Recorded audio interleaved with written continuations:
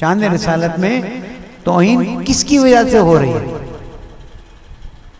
ایک ایسی حدیث مکتب اہل بیت علیہ السلام کی کتاب سے نکال کر بتا دیں جو اللہ کی شان میں توہین ہو.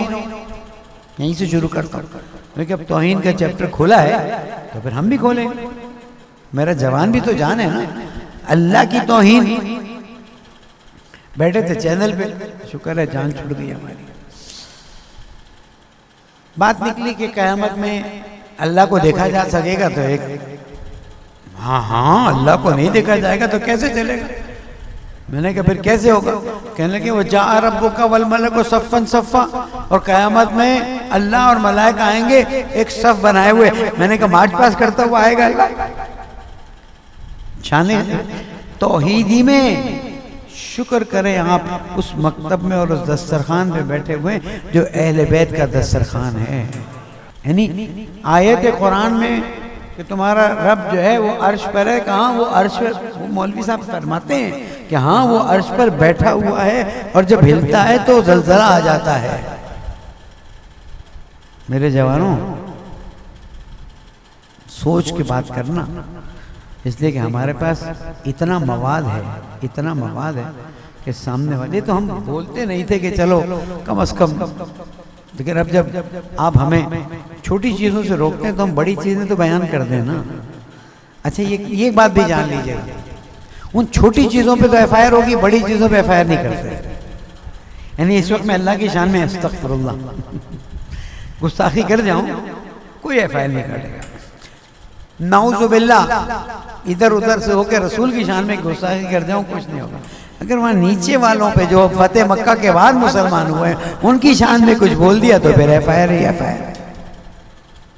کیا ہو گیا ہے امت کو؟ مشکل کیا ہے میں سمجھاتا ہوں. اللہ کی شان میں گستاخی ان کی کتاب میں ہے. ایک قرآن مجید کی آیت ہے, تیسری آیت بیان کر رہا ہوں, جس میں اللہ تعالیٰ جہنم سے پوچھتا حل امتلأت, بھر گئی تو یزید سے بھر گئی. میں اپنے الفاظ میں کہہ رہا ہوں, کربلا کے شہیدوں کے قاتلوں سے بھر گئی مثال کے طور پر. حل امتلأت ہے, بھر گئی. جہنم کہے گی حل من مزید, کچھ اور ہے تو اور بھی دے دے. تو اب کیا کہتے ہیں, اللہ جہنم میں پیر ڈالے گا تو جہنم کہے گی اب سکون ملا. اللہ کا پیر ہو گیا نا. تو اس نے کہا بھئی آپ اللہ کا ید اللہ کہتے ہیں تو اللہ کا ہاتھ ہو سکتا ہے تو اللہ کا پیر نہیں ہو سکتا. میں نے کہا ید اللہ اللہ کے ہاتھ کو نہیں کہتے, جس کو اللہ نے اپنے ہاتھ کی طاقت دی ہے اس کو ید اللہ کہتے ہیں نا.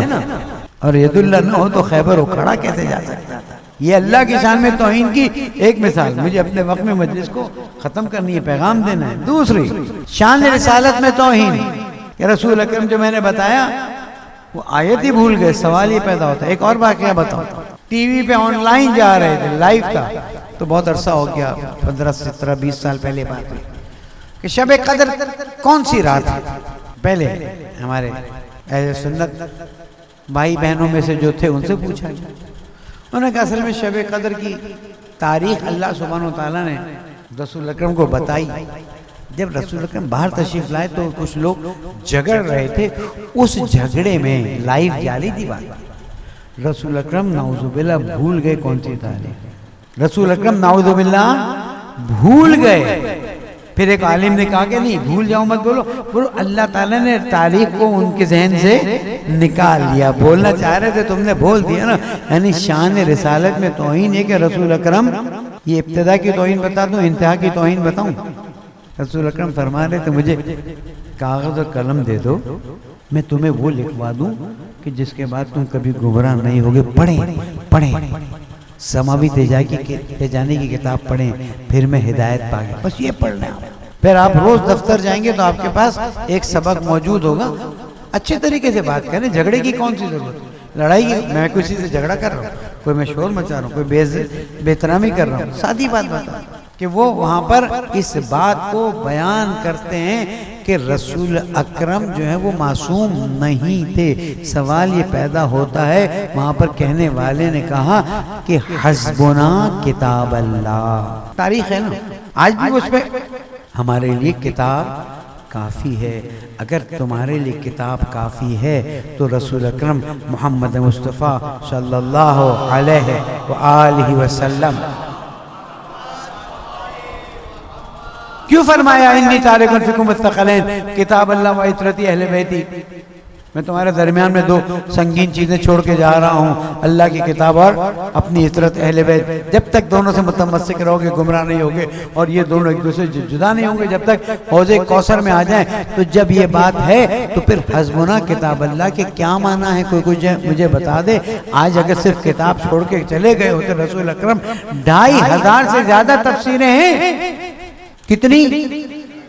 کوئی نہ کوئی تو فرق ہوگا نا، کوئی فوٹو کاپی تو نہیں کر کے بناتا تفسیر کہ ایک نے لکھ دی دوسرے نے چھاپ دی تیسرے نے چھاپ دی، اس نے کچھ اور سمجھا اس نے کچھ اور سمجھا اس نے کچھ اور سمجھا۔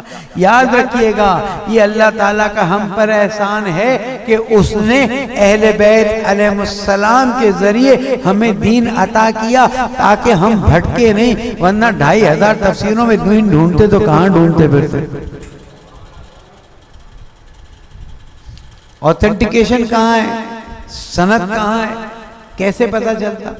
تو یہاں پر اس بات کو جان لیجئے کہ دین کی ڈائریکشن کو چینج کیا۔